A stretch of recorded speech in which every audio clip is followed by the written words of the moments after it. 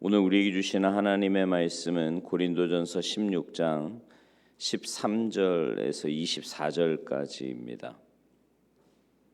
고린도전서 16장 13절에서 24절까지 우리 한 목소리로 봉독하시겠습니다. 함께 봉독하십니다. 시작. 깨어 믿음에 굳게 서서 남자답게 강건하라. 너희 모든 일을 사랑으로 행하라. 형제들아, 스데바나의 집은 곧 아가야의 첫 열매요 또 성도 섬기기로 작정한 줄 너희가 아는지라. 내가 너희를 권하노니 이 같은 사람들과 또 함께 일하며 수고하는 모든 사람에게 순종하라. 내가 스데바나와 부드나도와 아가이고가 온 것을 기뻐하노니 그들이 너희의 부족한 것을 채웠음이라. 그들이 나와 너희 마음을 시원하게 하였으니 그러므로 너희는 이런 사람들을 알아주라.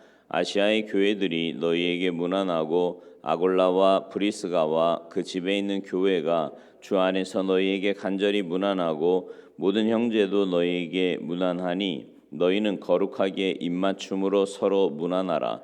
나 바울은 친필로 너희에게 문안하노니 만일 누구든지 주를 사랑하지 아니하면 저주를 받을지어다. 우리 주여 오시옵소서. 주 예수 그리스도의 은혜가 너희와 함께하고 나의 사랑이 그리스도 예수 안에서 너희 무리와 함께할지어다. 아멘. 할렐루야.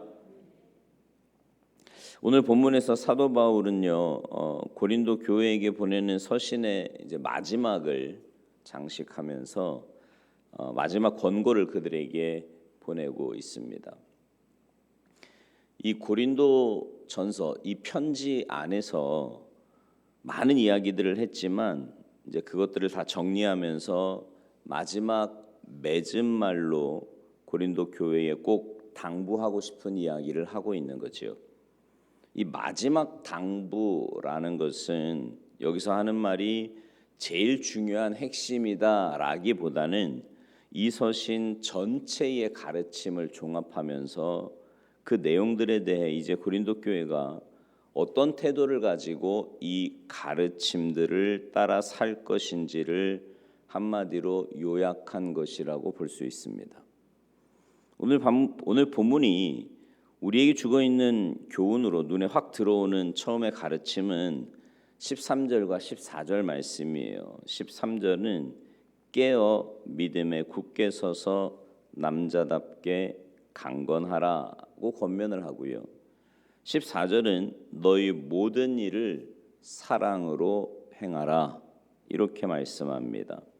여기서 우리는 복음을 듣고 행하며 살아가는 데 있어서 남성미, 남자다움과 여성미가 필요하다는 것을 알 수 있습니다. 원래 이 13절 말씀은 우리말로는 이렇게 한 문장으로 되어 있잖아요. 근데 문장의 구조로는 4개의 명령어로 되어 있는 말입니다. 깨어 있으라, 믿음에 굳게 서라, 남자답게 행동하라, 강건하라. 이렇게 4가지예요. 이 명령들은 각각의 의미를 가지고 있지만 공통적으로 이 명령이 우리가 이제껏 고린도전서를 통해서 배워온 가르침들을 전체적으로 회고하면서 주는 명령임을 생각하면 이미 배운 가르침들 위에 굳건히 서 있으라고 가르치는 명령들입니다. 우리는 교회에 주신 이 말씀들을 생각하면서 깨어 있고요. 믿음에 굳게 서야 하며 남자답게 처신해야 되고, 근데 이제 이 말이 오해하지 말아야 될 게 여성에게는 해당되지 않는 말이 아니라 믿음을 따라 굳게 선다라고 할 때 그 강인함을 남자에 빗댄 겁니다. 그렇게 생각하시면 될 것 같아요. 그리고 마지막으로는 강건해야 한다라는 거죠. 그러니까 이 13절의 4개의 명령문은 우리들에게 성도가 들은 바 말씀을 가지고 세상을 살아갈 때 어떠해야 하는지를 보여주는 겁니다. 우리는 쉽게 세상과 자신의 죄나 악한 습관과 타협하려고 하는 본성적인 성향을 가지고 있는 사람들입니다. 이건 뭐 예수 믿고 오랜 시간이 지나도 마찬가지인 것 같아요. 우리 안에는 끊임없이 죄의 유혹들이 나옵니다. 따라서 들은 말씀을 따라 살려고 할 때 우리에게 요구되는 자세는 남자다운 강인함이라는 거지요. 그러니까 말씀을 듣고 행하는 데 있어서는 부드러움이 요구되는 게 아니라 강인함이 요구된다고요. 우리는 근데 흔히 실제에서 이 두 가지를 혼동을 합니다. 그러니까 무슨 말이냐면 말씀을 가르치고 배우며 그것을 따라 행하는 데 있어서는 좀 날카롭고 강해야 되고요. 다른 이들을 평가하거나 대할 때는 부드럽고 또 사랑으로 관용함으로 대해야 합니다. 그러니까 더 쉽게 말하면 자신에 대해서는 좀 엄격할 필요가 있고요. 남에 대해서는 좀 사랑으로 대할 필요가 있다라는 거죠. 네. 근데 보통은 어때요? 거꾸로죠. 네. 자신에 대해서는 참 어쩜 그렇게 너그럽고, 그죠? 부드럽고 그런지 몰라요. 반면에 사람들을 대할 때는 어때요? 아주 강경합니다. 원칙을 따지고요. 네. 이래야 되고 저래야 되고. 여러분은 어떠세요? 자신에 대해서는 좀 엄격하고 남에 대해서는 사랑으로 대하십니까? 아니면 반대이십니까? 한번 잘 생각해 보세요. 이거는요, 단순히 취사 선택을 잘못하는 문제 정도가 아니고요, 신앙 전체를 전복시키는 무서운 잘못이 될 수도 있어요. 우리는 하나님의 말씀을 듣는 데 있어서는 타협하지 말아야 됩니다. 사탄이 우리를 부드러움과 관용이라는 이름으로 막 공략할 때 깨어서 믿음에 굳게 서서 남자답게 강건하게 이걸 물리쳐야 돼요. 그러니까 우리의 행동 기준이 낮아져서는 안 됩니다. 말씀의 문턱이 낮아져서는 절대로 안 된다고요. 말씀을 듣고 그것을 행하는 데 있어서 성도는 언제나 남자다운 강인함을 가져야 합니다. 그런 모습으로 신앙생활을 해야 되는 거예요. 그러나 이어지는 14절의 말씀은 우리에게 이 모든 일을 뭐로 행하래요? 사랑으로 행하래요. 사랑으로. 이 가르침은 여러분 고린도전서 13장 기억하십니까? 그 말씀을 우리가 나눌 때 강조해서 들은 말씀이에요. 교회가 바른 말씀의 터 위에 선다는 것은 뭐 다른 건 모르겠고 진리만 고수하면 된다 이런 입장이 아니라는 거죠. 교회는 사랑을 배경으로 해서 서는 겁니다. 여러분 사랑이 없으면요 아무것도 아니라 그랬잖아요. 정말 그렇거든요. 네. 막 여기서 막 제가 설교를 막 열심히 해서 여러분이 막 은혜 받았다 그러고 막 근데 사랑이 없으면 그거 아무것도 아니래요. 하나님이 보시기에. 여러분 사람이 보기에 좋은 게 아니잖아요. 하나님이 보시기에 좋아야 좋은 거라고요. 그래야 그게 오래 가요. 그래야 열매가 맺힌다고요. 그래야 공동체가 건강하게 서는 거 아닙니까? 근데 그 밑바탕이 뭐래요? 사랑이래요. 사랑. 우리가 아무리 말씀과 은사와 교회적 직분에 있어서 바르게 선다고 할지라도 그것이 형제 사랑이라고 하는 중요한 기준 위에서 출발한 게 아니라면 우리의 진리는요 메마른 교조주의가 될 것이라고 13장에서 강조해서 들은 바가 있습니다. 말씀을 다 듣고 그 말씀을 따라 살려고 할 때 마지막 권고에서도 사도는 지금 이걸 잊지 않고 있는 거예요. 신앙에 있어서 바른 말씀 위에 바른 기준 위에 선다는 건 남자답게 강인해야 하는 면입니다. 이건 뭐 누가 뭐라 그래도 여기서는 타협이 있을 수 없어요. 하지만 이 강인함은 언제나 여성스러운 보살핌과 자애로움이라는 마음의 베이스를 갖지 않으면 안 된다라는 겁니다. 여러분 우리 주님을 좀 한번 생각해 보세요. 우리 주님은요 누구보다 진리에 날카로우셨습니다. 주님께서는 일순간도 비진리와 타협하신 적이 없어요. 악에 대해서는요 과감하게 용감하게 물리치셨습니다. 그러나 우리 주님보다 더 따뜻한 심장을 가진 사람이 인류 역사에 어디 있겠습니까? 악과 죄로 번복된 이 인류를 우리 주님만큼 타오르는 가슴으로 사랑한 사람이 어디 있겠냐고요. 성도가요, 말씀을 듣고 행한다는 건 이 두 가지를 겸비하는 겁니다. 말씀의 옳음에 있어서는 남자처럼 강인해야 돼요. 그러니까 뭐 다른 사람에게는 말할 필요 없고 자신에게만 잘 적응하면 될 것 같아요. 이거는 네, 남자답게 강인.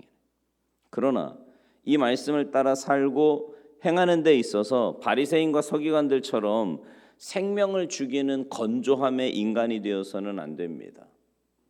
한없이 자애롭고 따뜻해야 돼요.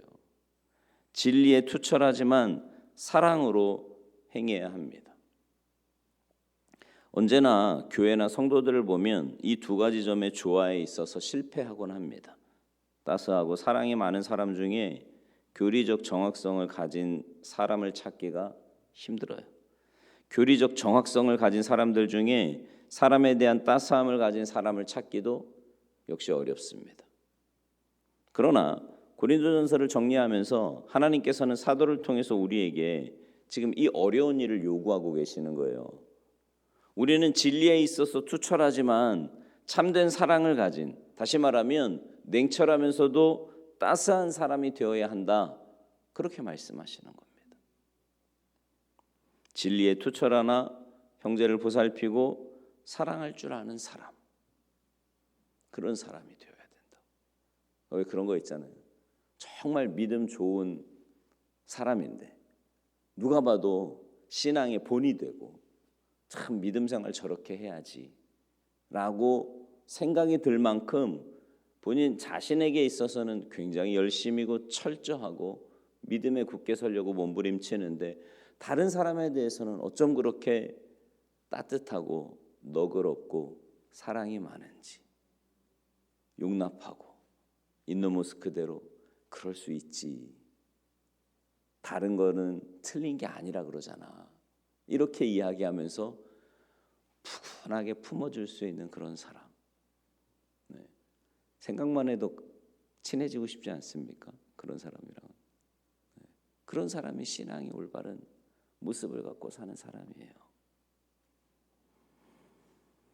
혹여 우리는 그렇게 살고 있지는 않습니까? 우리 성도들 가운데 자신이 지나치게 무디고 느슨하다고 생각되시는 분은요, 진리를 향한 갈망과 투철함을 가다듬으셔야 돼요. 네. 그래서 자신이 나도 모르게 비진리를 용납하는 그런 사람이 될까 언제나 두려워해야 합니다. 이건 굉장히 중요한 문제예요.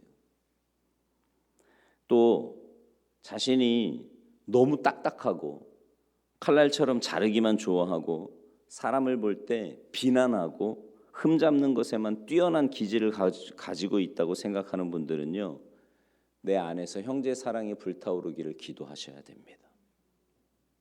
사랑이 없으면 아무것도 아니다. 이거 꼭 기억하셔야 돼요. 우리는 이 둘 중에 어느 한쪽을 놓쳐서는 안 됩니다. 남자다움을 놓치면 혼합주의, 다원주의가 되기 쉽고요. 여성스러움을 놓치면 우리는 사막과 같이 될 겁니다. 바라기는 여러분 모두가 이 두 가지를 잘 조화시키셔서 누가 봐도 어쩜 저렇게 멋있게 사냐, 어쩜 저렇게 성숙하게 사냐,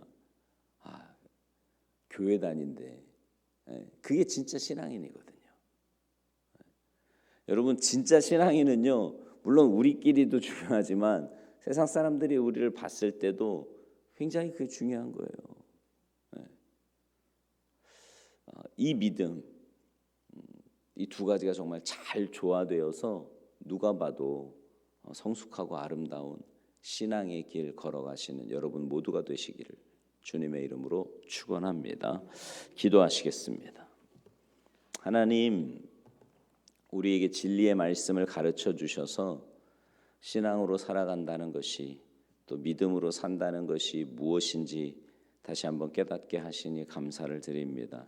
하나님의 말씀에 대해서 특별히 내게 적용할 때는 철저하게 진리의 말씀을 붙잡고 하나님 말씀대로 순종하고 변화되어가는 우리 모두가 되게 하시고, 그러나 다른 사람에 대해서는 용납하고 사랑하고 인정하며 있는 모습 그대로를 받아들일 줄 아는 성숙한 신앙인이 되게 하셔서 우리가 가는 곳마다 정말 주님의 진리가 바로 설 뿐만 아니라 많은 사람들에게 그 주님의 사랑을 전할 수 있는 주님의 귀한 백성들, 주님 나라 백성들 모두 되도록 주님께서 도우시고 은혜 내려 주시옵소서.